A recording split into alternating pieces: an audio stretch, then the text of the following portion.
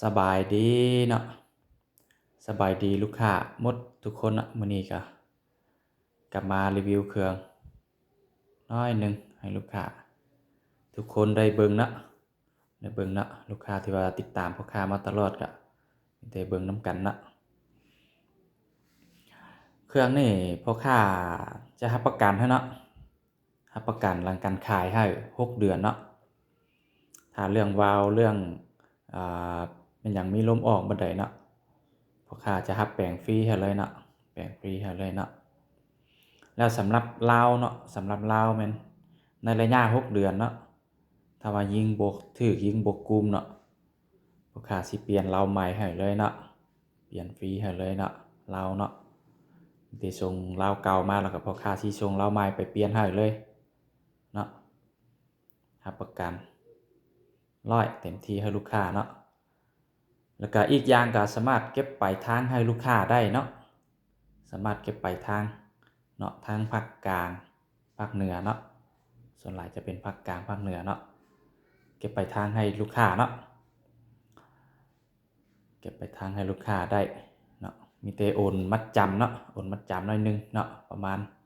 500,000นี่เนาะโอนมัดจำ500,000มีแต่ลูกค้าท่ารับเครื่องเลยเนาะเครื่องฮอดลูกค้าเช็คเครื่องเรียบร้อยเนาะครบสุดตามที่ตกลงกันแล้วก็ตัวที่เหลือหั้นค่อยโอนมาอีกเนาะเดี๋ยวนี้พ่อค้ามันมีรับประกันแบบนี้ให้ลูกค้าเนาะแล้วก็ลูกค้าสนใจทักมาตามเบอร์เนาะเบอร์มัน56707295เนาะ56707295เนาะทักมาตามเบอร์ที่พ่อค้าเว้านี่เนาะพ่อค้าได้เว้านี่แล้วก็อีกอย่างพ่อค้าก็สิเขียนลงเนาะเบอร์มันก็สิเขียนเนาะเขียนใส่รายละเอียดหั้นอีกเนาะมื้อนี้รีวิวนี่ก็จะมี2 บอกตามที่ลูกค้าได้เห็นนี่นะ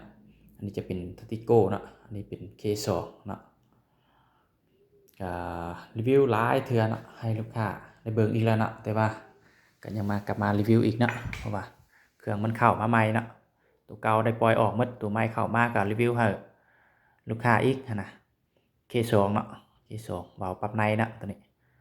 วาล์วปรับในกล่อง Discovery เนาะทางเป็นทางอะลูเนาะทางอะลูก้นมนเนาะทางอะลูมนเนาะเราเป็นเรา TK ฮ่องกง50เซนเนาะ12เกี่ยวเนาะของ Discovery 3ลบให้12คูณให้42เนาะสุดยิงเป็น K2 ไซงอนเนาะ K2 ไซงอนถ่ายพับได้เนาะพับได้แล้วก็ฮูดทั้งให้มันสั้นมันยาวได้เนาะก็ราคาก็คือรีวิวแต่ละเทื่อหั่นเนาะ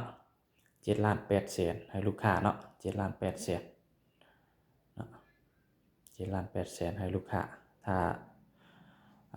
7,800,000มันจะได้กล่องสูบเนาะกล่องสูบมันจะมีสายสูบมีสุดโอลิงสูบเนาะมีตัววัดลมหั่นแล้วก็แจนะแล้วก็แถมสุดโอลิงสุดหนึ่งเนาะกับโม่อยู่ในนี้พร้อมเนาะกับหน้าลูกปืนกับหนึ่งเนาะกับหนึ่งอันนี้เนาะแถมกับหนึ่งให้ถ้าเอาก็แต่อันนี้มันจะเป็น3กับเนาะแถวอันนึงจะเป็น3กับที่เอาต่อกันนะแพ็กมาเป็น3กับต่อกันเลยแต่ว่าจิแถมให้แต่กับเดียวนะราคาคือบอกกันแล้วนะ7,800,000ต่อรองได้นะมีแต่ถ้าลูกค้าสนใจก็ต่อรองได้เนาะพ่อค้ายังสามารถลดราคาให้ได้เนาะพ่อค้าสามารถลดราคาให้ได้อีกเนาะ7,800,000สามารถลดราคาให้ได้เนาะเดี๋ยวเว้าถือกัน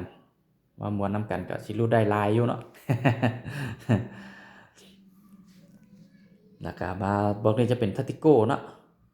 บอกที่2เป็น Tatico เนาะเรื่องทางเรื่องกล้องแม่นหยังมันคือกันเนาะคือกันอันนี้ลาวเป็นลาว TK ฮ่องกง12เกี่ยวคือกันเนาะระยะวางพลจะตกอยู่70-80 เมตรเนาะยิงนกเป้ายิงฮอกเนาะ70-80 เมตรเนาะพ่อค้ามันจะบอกตรงๆเลยเนาะบ่ได้เว้าเผื่อเว้าหยังเนาะบอกตรงๆเนาะตามความจริงเลยเนาะบ่ได้แม่นเว้ากันโฆษณาแม่นหยังเนาะเว้าตรงๆเนาะราคา70ระยะวางพล70-80 เมตรเนาะสำหรับฮอกนกเป้าแม่นหยังเนาะแล้วถ้าเป็นยิงสัตว์ใหญ่ก็ฮอด100 เมตรเนาะรับประกันให้เนาะสุดยิงเป็น Tactico เนาะ Tactico ไซงอน ถ่ายกับถ่ายพับเนาะถ่ายอย่างเนาะสามารถปรับสั้นยาวได้ตามที่เฮามักเนาะตามที่ลูกค้าถนัดเนาะสามารถปรับได้8,500,000ได้ครบสุดคือกันเนาะได้กกสูบลูกปืนเนาะโม่สุดโอลิงเนาะครบสุดเนาะกกสูบตามนี้เนาะมีแต่ลูกค้ามักก็ทักมาเนาะทักมาเนาะราคาก็ยังสามารถลดให้ลูกค้าได้อยู่เนาะสามารถลดให้ได้เนาะแล้วก็ลูกปืนก็ลูกมอนเตอร์ก็มีเนาะหัวดุ้มก็มีแต่ลูกค้าใช้ปืนรุ่นใดเนาะที่ว่ามันถือกับลูกแบบใดก็สามารถจัดส่งให้ลูกค้าได้เนาะมันเป็นลูกมอนเตอร์ก็มีเนาะหัวดุ้มก็มีเนาะแต่มอนเตอร์หัวดุ้มมีหมดเนาะลูกค้ามักแบบใดก็จัดให้เนาะลูกปืนก็สามารถเลือกได้เนาะว่าสิเอาลูกมอนสเตอร์บ่เนาะหรือว่าสิเอาหัวดุ้มบ่เนาะถ้าสนใจก็ทักมาเด้อเนาะทักมาตามเบอร์เนาะที่ฝากไว้ให้เนาะ5670725เนาะ5670725มีแต่ลูกค้าสนใจก็ทักมาเลย